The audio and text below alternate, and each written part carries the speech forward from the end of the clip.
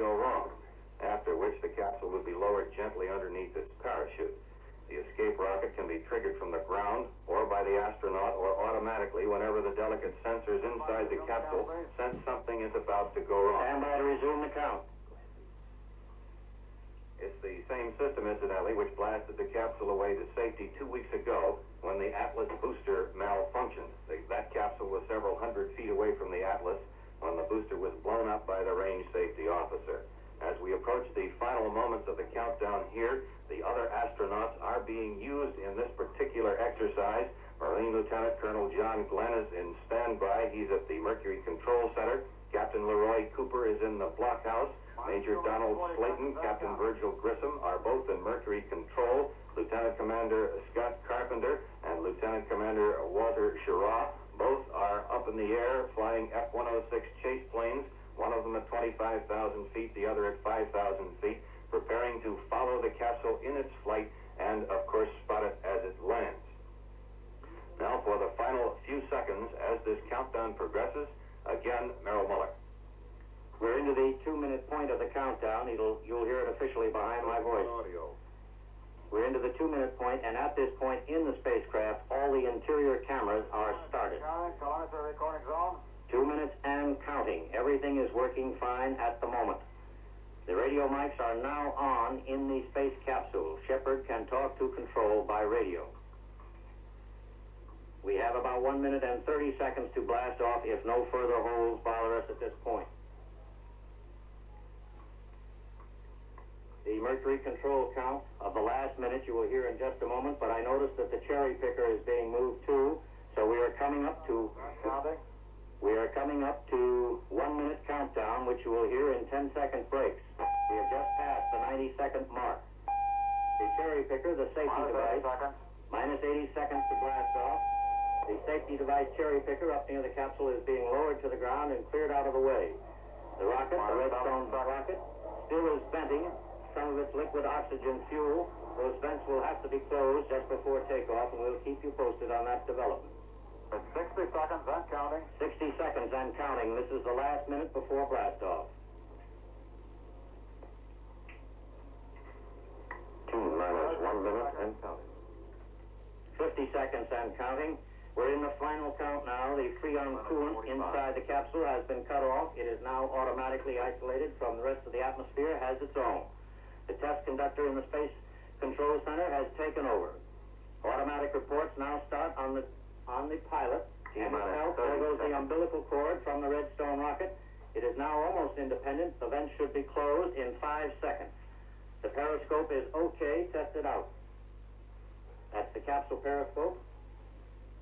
The vents are being closed. I can see the vapor slowly disappearing. T minus 15 seconds. T minus 10. T minus 10 seconds. 7, 6, 5, 4, 3, 2, 1, 0. Ignition. Ignition. We can see the ignition. The rocket is beginning to rise, agonizingly slowly. The astronaut has turned on his clock, and here we go. We're on our way into space with Alan B. Shepard. I'll join you in just a second on another microphone. It's rising slowly, or painfully slowly, and it looks so terribly lonesome with a little red spot on the tail. But it's going steadily and true. And now the sound is reaching us. I hope you can hear it. There's a low cloud, a white low cloud. At T plus 30 seconds, he is doing about 450 miles an hour at about 5 miles altitude. His first report by radio on the 5 phases inside his capsule have just commenced. His fuel is 20% gone. We've lost the Redstone behind the cloud for the moment. Our speed at 10 miles altitude, his fuel is 50% gone. His second radio report should be coming in right now to the control center. I hope you can see and hear, see from my words and hear behind my voice, the sudden activity that has started around us here. This whole base was as silent as a church just before that liftoff started. Lieutenant Colonel Shorty Powers of NASA will soon start briefing the newsmen, and you will hear him talking behind my voice at various times. The third pilot's report, speed should be now about 2,400 miles an hour. His report should have started at 1:30. His altitude about 20 miles. He should be leaning over about 40 degrees off horizontal and entering outer space. He's 12 miles offshore, passing outside the range of land-based rescue teams in the abort or failure safety station. He's out over a string of motor torpedo boats supplied by the Navy. The trajectory is still A-OK. The pilot is in good voice communication with Mercury Control. T plus 2 minutes. At T plus 2 minutes, the force for pilot's port is due, and he's a busy boy in there now. His speed about 3,300 miles an hour. He now becomes America's fastest man.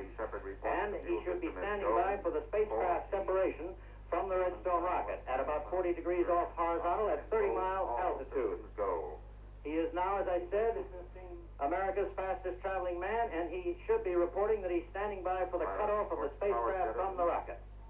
He reports the events as they occur. At 2.5. The fifth pilot's report is due. He should be doing about 4,100 miles an hour at an altitude of about 40 miles. The engine should be off, burned out in the rocket, and his escape tower should have been fired. His speed now is, of course, up where he's almost weightless at zero gravity. The thrust is dying. Speed at 240, about 4,100. At 245, about 4,100, and the altitude is 90 miles. He is America's first man in space. He has passed through safely the first 5 dangerous steps. And at T plus 3 minutes, he is beginning to level out and go into orbit and take control of his space capsule. And for that story now of the first flight control in outer space, here's Peter Hackett. For the first time, including Major Gagarin, this is the first controlled space flight in history. At this point, the pilot is in manual control. He is now switching to manual controls. At this point, he will perform basic maneuvers in several different directions. The capsule's position, tilting it forward or backward, sideways, up or down. The pilot's condition appears to be excellent. A report for Mercury Control. Over manual control of the roll attitude. Over manual control of the roll attitude. After this, the roll, of course, is the rotational movement during flight. He will now, in a moment or two, the roll is just announced, okay. He can control his space capsule in that position. What a beautiful view is a quote. A quote from the space pilot. What a beautiful view. There is your first report from Commander Shepard. Next, he will try the pitch control, forward or backward tumbling motion. Also, he will be asked by the Mercury Control Center to try his yaw control, which is the spinning movement around the craft's vertical axis. He has just reported a 3 to 4 tenths cloud cover in the eastern part of this country up through Cape Hatteras. So you can get some of the picture of how vast is the general area that pilot Shepard can see. All of his reports, of course, are being closely monitored automatically within the Mercury Control Center. Retro attitude, initiating retro fire sequence. The pilot has just reported he is initiating the retro firing sequence. That is the firing of 3 powerful rockets on the blunt face of the spacecraft in 5-second intervals. He has just reported that the flight is very smooth thus far. Getting back, these retro rockets are not actually needed in this suborbital flight. They are used to slow down the spacecraft and force it out of orbit, if it were in orbit, allowing it to come down into the Earth's atmosphere. But on this flight, the speed and direction of the spacecraft are such that you don't have to fire the retros to bring it back. Retro number 3 has fired. Pete, can I cut in just a second on those retro rockets? I just noticed by the watch, Shepard is flying that aircraft exactly 11 seconds off the planned project. Which apparently doesn't seem to worry anybody. All the reports so far have been very good from outer space. Everything's fine. We are still receiving excellent voice communication from the pilot. There you heard it. Excellent voice from the pilot so far. Medical monitor reports everything A-OK in the cockpit. Medical monitor okay. Apparently the flight is going just as well as planned, perhaps even a little better. None of the emergencies for which we had planned for so long has as yet taken place, and of course we hope none of them will. That A-OK, as far as I'm concerned, stands for adrenaline. I'm full of it. I think everyone here is. The retro rocket packet has jettisoned. The retro rocket packet has been jettisoned. At this point, the pilot is about 6 seconds after his launch, 6:30 after launch. In just a moment or two, he will confirm that he is at the apogee of his flight. That is the most distant point from the Earth, which we expect will be 115 to 117 miles. 40 seconds old.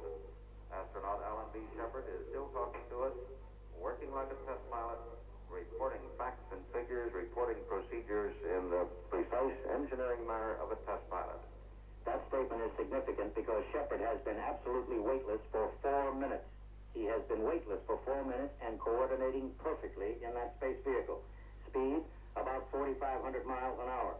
Altitude, about 105 miles. Up, Beginning to straight up. roll into re-entry attitude.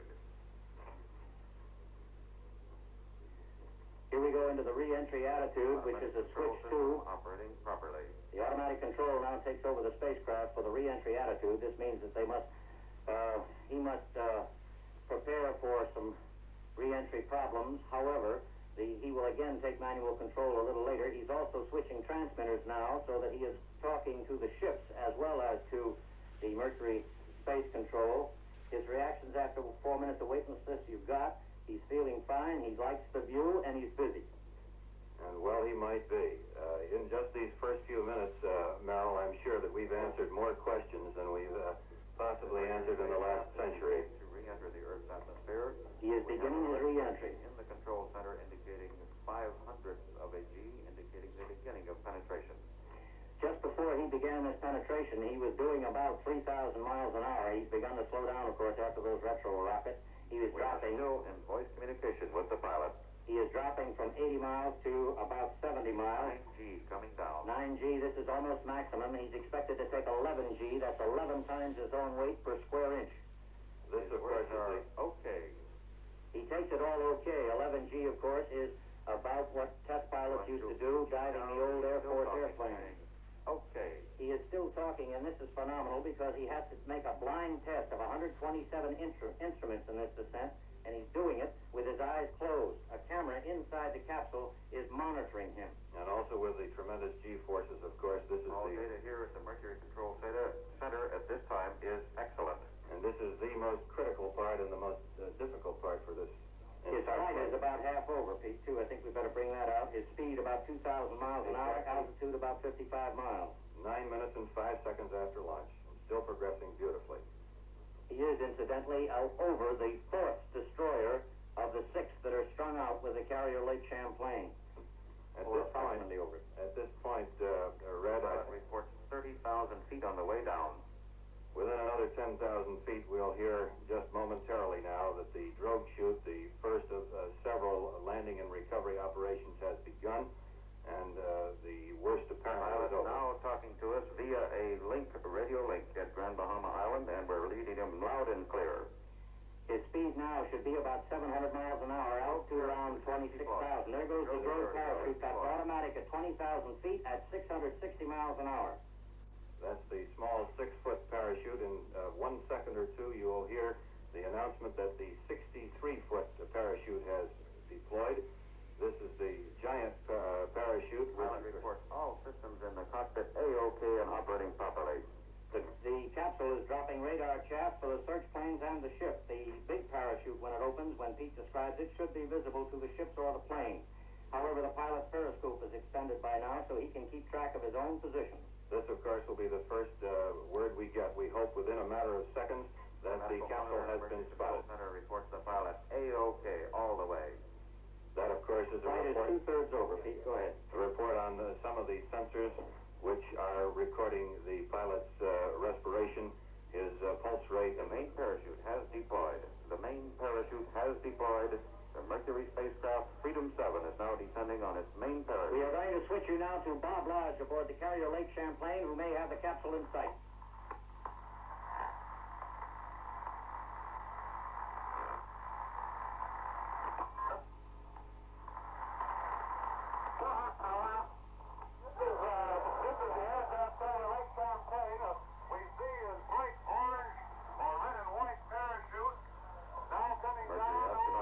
Shepard reports he is at 7,000 feet, descending on the main 63-foot. This flight, ladies and gentlemen, is a total success.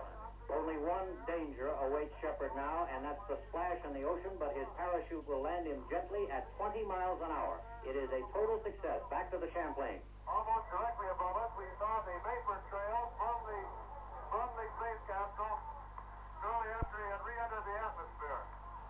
It is now becoming harder and harder to see the parachute as it comes down. All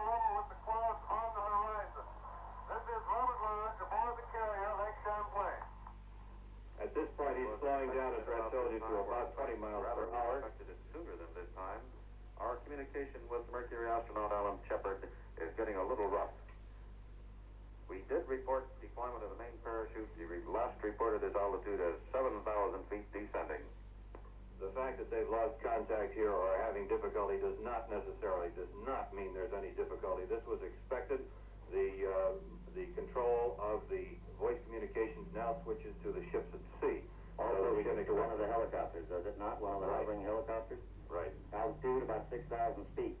Speed about 20 miles an hour. At this point, Red, the landing bag should have inflated, which is the bag located underneath the bottom part of the capsule, which serves as an air-filled impact to cushion the fall, so to speak, as he arrives at the surface of the Atlantic at about 30 feet per second. Altitude 4,500 feet. Speed 20 miles an hour. In just a moment, we should hear word, at least indirectly, that the pilot has said, "I am ready for landing." Incidentally, as the parachute comes down, there are several depth charges which are dropped into the ocean so that in case they're necessary, the Navy's sonar gear can pick them up and lead the ships to where the capsule is. Also, of course, the capsule will set out a dive marker the minute it hits the water, and still has working 2 radio transmitters. I think we have another switch coming up from the carrier. If you'll stand by just yes, we do. Halfway to the point of impact, and as we say, the space capsule has not yet made impact with the water. In that lead helicopter ready to pick up the astronaut are Lieutenant Wayne Coons, the pilot, and Marine co-pilot George Cox. We're now probably no more than 3 miles away from the parachute. It's becoming very clear now. It's very possible that the carrier will be right close to the space capsule, the spacecraft, as it's being recovered from the water. We have a relayed report. It's only a matter of 2 or 3 more minutes. It's swaying gently in the wind from side to side, first to one side and then the other. I just want to make it clear that while Bob Lodge is talking from the carrier, Mercury Control says the capsule is now preparing for a landing. Let me quickly say that the big chute will be jettisoned automatically, and then Alan Shepard, America's first astronaut, will prepare to climb out of that capsule.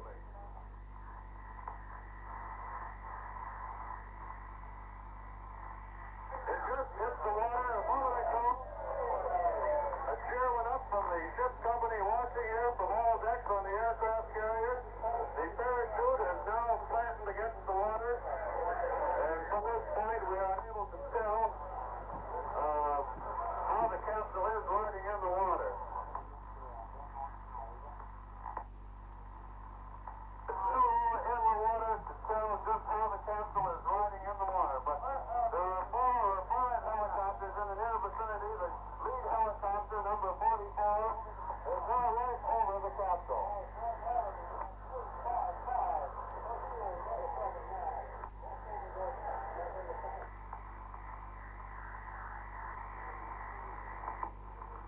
The capsule now, of course, is being... Aboard the carrier Lake Champlain.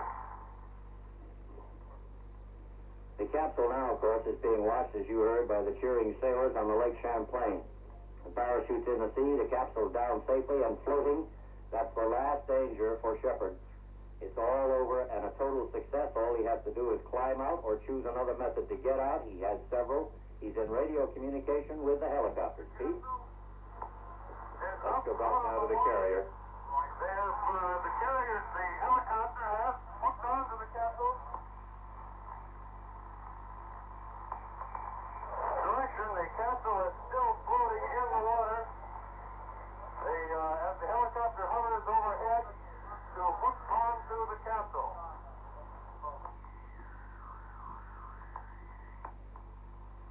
It's still too early to tell whether the astronaut, Alan Shepard, has tried to remove himself through the top escape hatch of the capsule.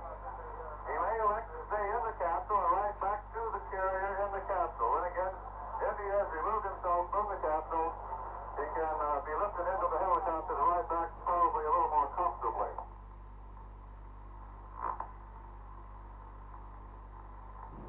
The helicopter is hovering right over the spacecraft, and of course first they must strip off the antenna from the spacecraft, the radio, and then it will be a matter of hooking onto the capsule and lifting it up out of the water to return it here to the deck of the carrier Lake Champlain.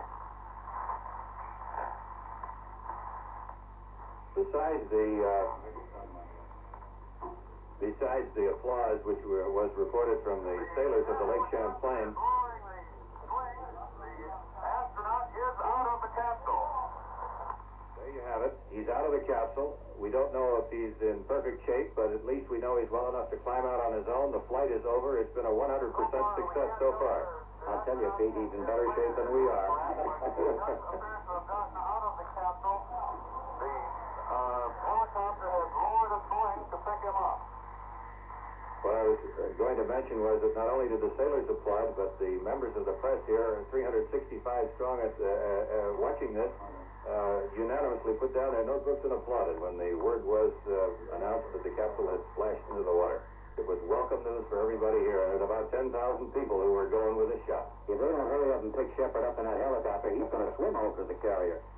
Well, of course, as you said, he can do anything he desires. It's up to the astronaut. He can elect to climb out himself, he can blast himself out, or he can elect to stay inside the capsule and be picked up. Down through the capsule, the swing that was lowered from the helicopter is down through the spacecraft, and it's too early to tell exactly what they're going to do. Of course, the first thing will be to try and pick up the astronaut and get him into the helicopter if he has removed himself from it. Then to hook the spacecraft and return it here to the deck. And of course, once he gets to the deck of the Lake Champlain, the very latest in scientific medical equipment is waiting. Robert Lawrence aboard the carrier Lake Champlain. Incidentally, Pete, Russ Torneman just brought us word from the Mercury Control Center that recordings of all of astronaut Shepard's flight tapes have been made in his own voice, and we will have them for you for release just a little later after we find out the initial medical report on the carrier of Shepard's condition.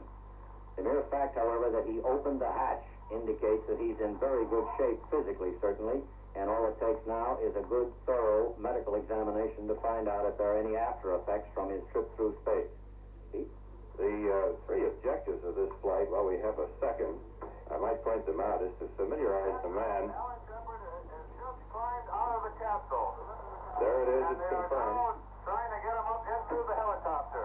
You will not hear from the astronaut, The incidentally. capsule out of the water, they've already hooked it. We can see it plainly as the helicopter lifts the capsule and is turning around to return here to the deck of the carrier Lake Champlain. We can't be more than a mile and a half or 2 miles away from them now. Flying overhead are at least two of the tracking planes that were out here, as well as 4 or 5 helicopters to convoy the lead helicopter and the spacecraft back to the deck of the carrier Lake Champlain. Looks like he's home free, Rod. What I was going to say, the first objective was to familiarize the man with the space flight, and of course that it did. Jammed onto the flight deck behind a barrier, waiting for the astronaut to return to welcome him aboard. They would have been buried at the point if one of the other ships had picked up the astronaut. The helicopter took off about 25 minutes ago, just a few minutes before launch. It's lead helicopter number 44, though, that will pick up the astronaut, piloted by Marine Corps Lieutenant Wayne Coons of Lyons, Kansas, and co-pilot George Cox of Eustis, Florida. Cox, right at this moment, is probably sitting in the compartment with the astronaut in the helicopter, but he has been instructed not to talk to the astronaut. Answer any questions he may have, they were told, but no one, especially newsmen, will be allowed to ask him any questions until he has been debriefed by doctors. If Shepard's still got his sense of humor, the first thing he's going to say is he's going to apologize for being 24 seconds late on that landing. I bet it's a proud helicopter team that picked him from the drink. The helicopter is approaching the carrier now. just a matter of only half a mile away.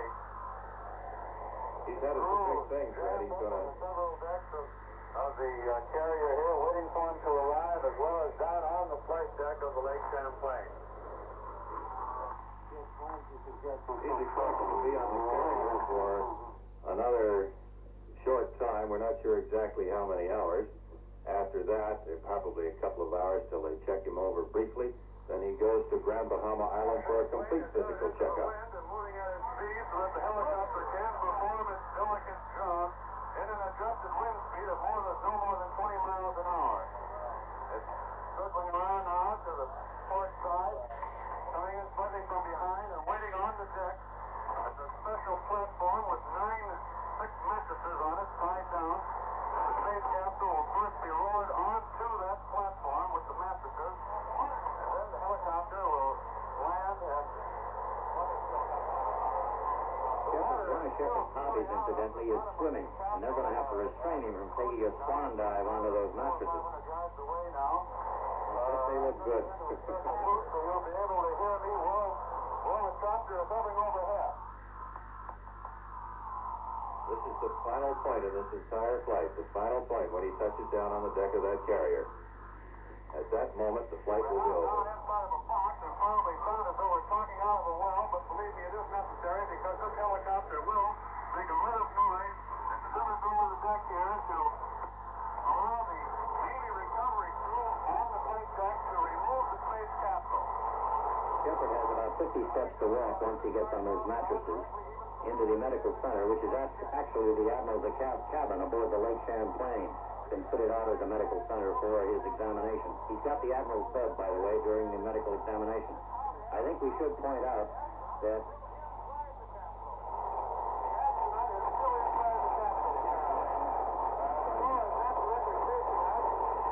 that doesn't signify anything serious at all. The astronaut had the option.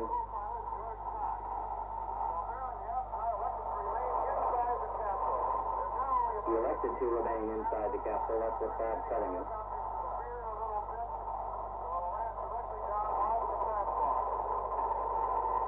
He will be lowered by capsule onto that platform of mattresses, which incidentally is decorated with red, white, and blue bunting. The sailors aboard the carrier built that one. He's down on the deck.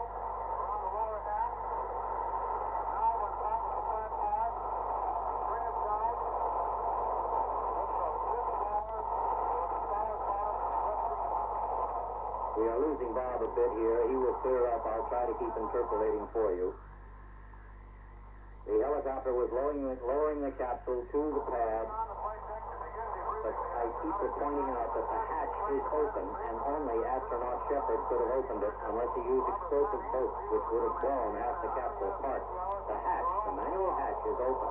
Therefore, astronauts in pretty good shape. Are the only ones who will take part in the debriefing until he arrives at Grand Bahama Island.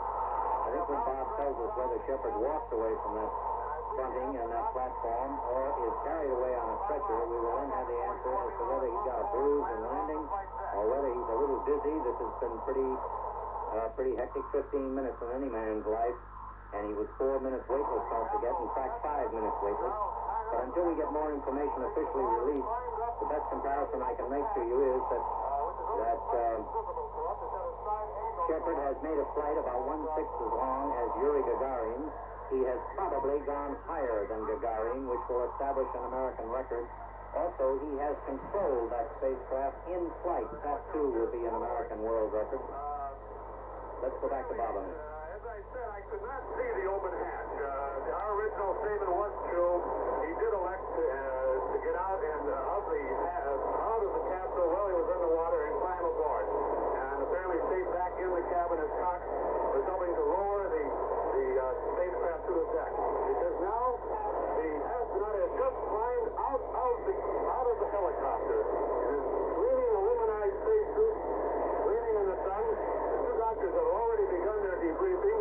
They are talking to him. Only official NASA photographers are allowed close by. A loud cheer has just gone up from the crew that just paramedic has. If he's a happy boy, we better tell you that one of his colleagues, another astronaut flying one of the chase planes, has just pulled in over the base and has stumped roll loop and turned in the afterburner and really tore the place apart. May take a nap or some nourishment.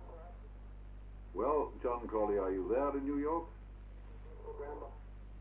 If you're not for the moment, just let me say this, that we've listened here very anxiously.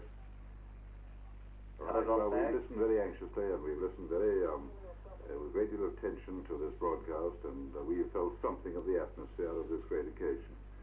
And from what we've heard is that it's been 100% successful.